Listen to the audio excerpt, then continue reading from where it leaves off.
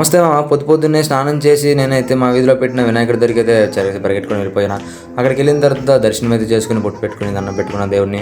ఇంటికి వచ్చి బ్రేక్ఫాస్ట్ అయితే కంప్లీట్ చేసుకున్నాను మామ. బ్రేక్ఫాస్ట్ కంప్లీట్ చేసుకున్న తర్వాత మా వాడి నుంచి కాల్ వచ్చింది, నా చార్జర్ లేదు, చార్జర్ పెట్టుకుంటా అనేసి అక్కడ నుంచి మా వాడికి చార్జర్ ఇవ్వడానికి వెళ్ళాను. నెక్స్ట్ మా వాడిది ఏదో పార్సల్ ఉందంటే పర్లకి వెళ్ళాను మామ పార్సల్ తీసుకురావడానికి. తెచ్చిన తర్వాత ఈవినింగ్ నేను జిమ్కి వెళ్ళాను మామ. జిమ్కి లెగ్ డే ఉందని ఓఆర్ఎస్ తీసుకున్నాను మామ. ఓఆర్ఎస్ తీసుకుని ఇలా జిమ్లో పెట్టానో లేదో ఇంటి నుంచి కాల్ వచ్చింది, కొంచెం అర్జెంటుగా పని ఉంది రా అని. మా మరి ఎలాగో ఖాళీ కదని మా ఊర్లో పెట్టిన అతి పెద్ద వినాయకుడిని అయితే మీకు చూపడానికి వచ్చాను.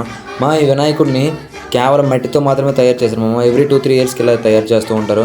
చూడండి మామ, లైట్ సెట్టింగ్తో గ్రాండ్గా సెట్ చేశారు మామ ఈసారి. మామ మీ అందరికి తెలిసిందే, ఈవినింగ్ అయ్యేసరికి అందరి పందిట్ల దగ్గర ముచ్చలు స్టార్ట్ అవుతాయి. మా పందిల దగ్గర కూడా ముచ్చలు స్టార్ట్ అయింది. ఈ తమ్ముడు అయితే నన్నే కొడుతున్నాడు.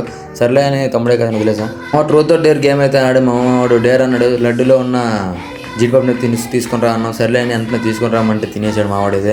నెక్స్ట్ ఈ తమ్ముడిని ఒక పెద్ద క్వశ్చన్ అడిగాడు మావాడు. అయితే మావాడు చేయలేను అన్నాడు. సర్లే ఇంకో పక్కన ఉన్న మీ ఫ్రెండ్ మీద అయితే ప్రయోగం చేయరా అంటే చిచ్చి నేను చేయను అనేసాడు. అది అంటే మీరు కామెంట్లో చెప్పండి.